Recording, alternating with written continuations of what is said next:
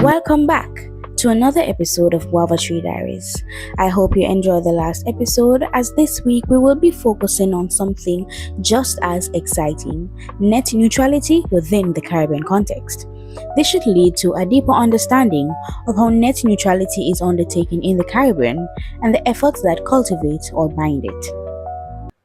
What exactly is net neutrality? So, net neutrality is a principle that internet traffic should be treated equally without blocking or prioritizing a particular content. And this is essential for an open digital ecosystem. In the Caribbean context of underdeveloped broadband networks and rich local cultures, this principle takes on practical importance. An equal access internet ensures that local artists and producers can reach audiences as freely as global platforms, whereas any deviation, for example, fast lanes or zero rating deals, could skew what content becomes popular. As Bartlett D. Morgan notes, regulators typically support net neutrality for its consumer protection benefits, and Caribbean governments, at least rhetorically, have echoed this stance. Yet, Caribbean telecom environments are fragile, as one study observed about 46% of the region's population lacks 5G access, and only 1.9 million households have fiber broadband. In practice, then, net neutrality rules must be balanced against investment needs, a tension seen in countries like Puerto Rico and Jamaica, of which I'll be focusing on, which have debated how or whether to codify net neutrality locally. We explore the policy status in each jurisdiction and how an open or closed internet affects the production and the circulation of music, film, digital media, and other cultural works among Caribbean creators and consumers. So let's look at net neutrality in Puerto Rico. So Puerto Rico, as a U.S. territory, falls under Federal Communications Commission (FCC) authority. After the FCC's 2015 Open Internet Order, this was repealed in 2017 by the Restoring Internet Freedom ruling. Puerto Rico's policymakers then reacted. In 2018, Senator Anibal Torres sponsored a joint resolution and a bill to push back on the FCC and enshrine net neutrality principles in local law. The Senate Joint Resolution 200 urged Puerto Rico's Justice Department to join multi-state lawsuits against the FCC's repeal, whining that the FCC's new rules could imply higher costs to access information and greater controls to free access to internet content, undermining the very idea of the freedom of expression.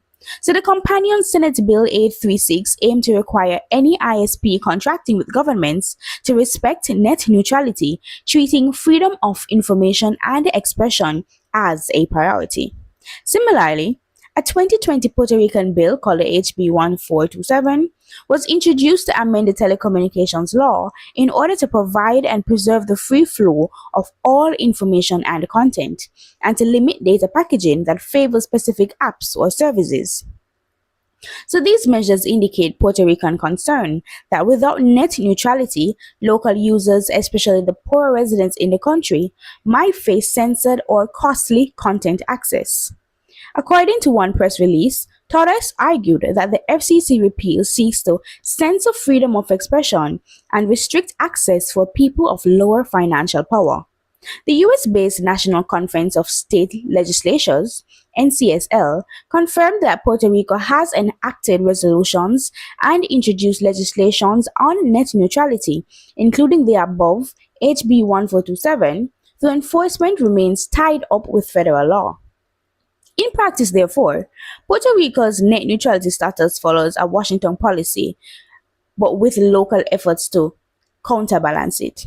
So as of 2025, full open internet protections have not been firmly established by law in Puerto Rico, leaving some consumers and cultural creators dependent on market forces and ISP goodwill, albeit under scrutiny by some of the local authorities. So now, let us look at the net neutrality policy undertaken in Jamaica. Jamaica's approach has been less about formal legislation and more about public commitment. In 2016, the government of Jamaica publicly strongly supports and is actively pursuing net neutrality principles. Minister Andrew Wheatley spoke of net neutrality enabling equal access to internet content and applications and said Caribbean countries need an unhindered environment for innovation, creativity, and freedom of expression to become tech producers. There is, however, no Jamaican law on the books mandating net neutrality. The country's telecom regulator, the Office of Utilities Regulation, has discussed the issue, but experts like UWI's Professor Hopton Dunn argue that new laws may be unnecessary. Instead, regulators could add net neutrality rules into ISP licensing to prevent discriminatory traffic management. Academics and industry groups in Jamaica are divided, however. Some technologists argue for a flexible approach. For example, the president of the Jamaica Computer Society proposed that high volume international services like Netflix and Amazon could be charged higher rates like toll road fees, but local businesses fear such changes would harm them. The Small Business Association of Jamaica, SBAJ, insists that the current net neutral regime serves small businesses and consumers while keeping internet access affordable. SBAJ notes that low-cost cloud services, which are vital to small creative firms, rely on an open internet. Without neutrality. More expensive toll pricing could stifle innovation and limit Jamaica's emergence as a tech hub. Jamaica officially favors net neutrality, but it has yet to properly codify it, as much local debate centers on balancing the small business benefits against broadband investment goals. So now let us talk about the effects of net neutrality on cultural production and its circulation. So firstly, what I want to look on is music and audio. So Caribbean music, which includes reggae and dancehall in Jamaica, reggaeton, salsa, and bomba in Puerto Rico, have a strong online presence. Artists often distribute the tracks and videos via YouTube, SoundCloud, or other social media. So under net neutrality, these creators can reach listeners at the same speed as international superstars. Professor Dunn even illustrated this point by saying the downloading of a Nigerian Nollywood film or the feed from a Jamaican athletics meet should not be slowed relative to Netflix or Hulu. By analogy, a Jamaican reggae video or a Puerto Rican rap track online should not suffer throttling simply because it is local content. If ISPs were allowed to discriminate, local music would be it wouldn't be prioritized. For example, if a Jamaican ISP makes a deal to zero rate Spotify but not SoundCloud, consumers may flock to Spotify even if a Jamaican artist's song is on SoundCloud, which in turn limits the local artist's reach. Let's look at film and video. So both Jamaica and Puerto Rico have small but vibrant film communities, right? So low budget indie films and documentaries rely on internet delivery to find audiences at home and abroad. An open net ensures that these films can circulate freely. By contrast, under a walled garden model, a telco might favor global video services like YouTube and Netflix and charge extra for local streaming, which is really unfair. So indeed, Caribbean providers have experimented with content bundles, which can skew viewing habits. And as Michelle Marios, a researcher at Don Wines, even well-intended zero-rating deals can change consumer behavior towards free platforms while discriminating against others. Culturally, this means that a local short film site or a community news channel could be marginalized unless it has a commercial ISP arrangement. Net neutrality protects against that. It ensures that a Puerto Rican short film on an independent site gets delivered as fast as a Hollywood movie, rather, which supports cultural diversity. So let's think about digital media and online art. So local news, literature, and visual arts move increasingly to the web. Jamaican bloggers, Puerto Rican digital artists, and online museums depend on open access. The government of Jamaica had noted that internet openness enables innovation, creativity, and freedom of expression, which are core to cultural vitality. In Puerto Rico, lawmakers argue that repealing net neutrality would invoke greater controls to free access and could impede freedom of information. By extension, if net neutrality is lost, an online cultural journal or native language content might be treated as lower priority traffic or cost more data, thus reducing the audience.